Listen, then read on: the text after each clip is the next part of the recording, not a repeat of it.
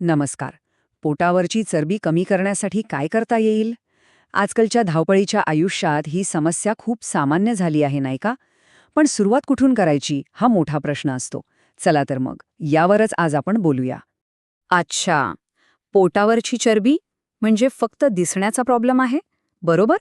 आपल्याला सगळ्यांनाच बहुतेक असं वाटतं. पण थांबा, खरंच फक्त एवढंच आहे का, की याच्या मागे काहीतरी जास्त महत्वाचं, जास्त गंभीर असं काहीतरी लपलंय? चला बघूया. तर सगळ्यात आधी उपाय शोधण्यापूर्वी ही समस्या नेमकी काय आहे हे समजून घेऊया. म्हणजे पोटावरची चरबी ही एक समस्या का आहे आणि आपल्या जीवनशैलीमुळे ती इतकी का वाढली आहे. आता बघा, आजकालचं आयुष्य कसं आहे, धावपळ, तासनतास एका जागी बसून काम, मग भूक लागली की पटकन जंक फूड खाल्लं जातं आणि व्यायामाला तर वेळच नसतो, हो ना? या सगळ्याचा अगदी थेट परिणाम आपल्या पोटावर दिसू लागतो आणि चरबी जमायला लागते. आणि म्हणूनच याकडे फक्त "अरे, मी कसा दिसतो" या नजरेतून बघणं खूप मोठी चूक ठरू शकते. कारण ही जी चरबी आहे ना, ती फक्त त्वचेखाली नसते, ती आपल्या आतल्या महत्वाच्या अवयवांभोवती जमा होते.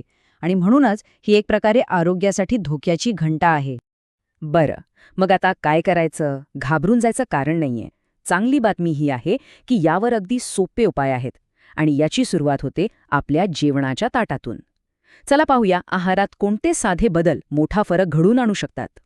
ही स्लाइड बघा, अगदी सोपा नियम आहे. एका बाजूला आहे ते जे टाळायचं आहे आणि दुसऱ्या बाजूला ते जे खायचं आहे. म्हणजे काय तर साखर, जंक फूड, पॅकेटमधले पदार्थ यांना जरा बाजूला ठेवायचं आणि त्या जागी प्रोटीन, ताजी फळं आणि भाज्या यांना आपल्या आहारात जागा द्यायची. विश्वास ठेवा, हा एकच बदल खूप मोठा फरक घडवू शकतो. अच्छा, मग हे असं का करायचं? यामागचं विज्ञान पण सोपं आहे. साखर खाल्ली की ती थेट चरबीत बदलते. प्रोटीनमुळे काय होतं तर आपलं मेटाबॉलिझम म्हणजे चयापचय क्रिया वाढते आणि भूकही कमी लागते. फायबरमुळे पचनशक्ती सुधारते आणि भरपूर पाणी प्यायल्याने शरीरातली सगळी घाण बाहेर निघून जाते. पाहिलं सगळं कसं एकमेकांशी जोडलेलं आहे. ओके, जेवणाचं तर झालं, पण फक्त खाण्यापिण्यात बदल करून भागेल का? नाही. योग्य आहारासोबतच शरीराला थोडी हालचाल पण हवी. पण मग प्रश्न येतो की नक्की किती? किती व्यायाम केला म्हणजे पुरेसा आहे? चला, तेही बघूया. काही खूप अवघड नाहीये खरंच. रोज फक्त 30 मिनिटं. मग चाला, धावा किंवा कोणताही आवडता व्यायाम करा.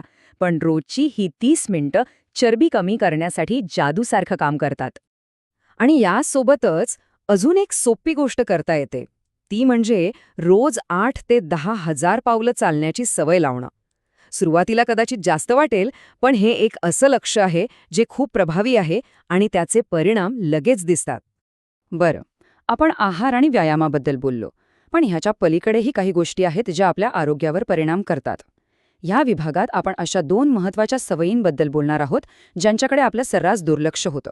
या 2 गोष्टी, झोप आणि ताण, आपण यांना किती सहजपणे गृहीत धरतो नाही का? पण अपुऱ्या झोपेमुळे आणि सततच्या तणावामुळे शरीरात कॉर्टिसॉल नावाचा एक हॉर्मोन वाढतो आणि या हॉर्मोनचं कामच आहे चरबी साठवणं. त्यामुळे पुरेशी शांत झोप घेणं आणि स्ट्रेस कमी ठेवणं हे खरंच खूप जास्त महत्त्वाचं आहे. ठीक आहे. आतापर्यंत आपण आहार, व्यायाम आणि जीवनशैलीबद्दल बोललो. पण एक अशी गोष्ट आहे, एक असं सूत्र आहे जे या सगळ्यांना एकत्र बांधून ठेवतं. आणि यशाची खरी किल्लीच त्याच गोष्टीत आहे. ही मराठी म्हण किती खरी आहे बघा. तूप खाल्ले की लगेच रूप कसे येईल? याचा अर्थ अगदी सरळ आहे. कोणतीही चांगली गोष्ट, कोणताही चांगला परिणाम एका क्षणात मिळत नाही. त्यासाठी वेळ द्यावा लागतो, संयम ठेवावा लागतो. आणि म्हणूनच हे लक्षात ठेवणं खूप महत्वाचं आहे की हा काही 2 दिवसांचा खेळ नाहीये. 2 दिवस सगळं करून तिसऱ्या दिवशी फरक दिसला नाही म्हणून सोडून दिलं तर काहीच उपयोग होणार नाहीये. यासाठी सातत्य म्हणजे रोज थोडं थोडं करत राहणं आणि एक प्रकारची वचनबद्धता गरजेची आहे. तर मग यशाची गुरुकिल्ली काय आहे? या 4 गोष्टींमध्ये योग्य आहार, नियमित व्यायाम, एक निरोगी जीवनशैली आणि या सगळ्या गोष्टींमध्ये ठेवलेलं सातत्य. आणि सगळ्यात चांगली गोष्ट काय आहे माहितीये? की जर हे सातत्य ठेवलं ना तर निराश व्हायची अजिबात गरज नाही. फक्त काही आठवड्यांमध्येच तुमच्या प्रयत्नांचे सकारात्मक परिणाम नक्कीच दिसायला लागतील. तर हे सगळं ऐकल्यानंतर, समजून घेतल्यानंतर आता खरा आणि सगळ्यात महत्त्वाचा प्रश्न हाच आहे की या निरोगी प्रवासाची सुरुवात करण्यासाठी आत्ता कोणतं पहिलं पाऊल उचललं जाऊ शकतं?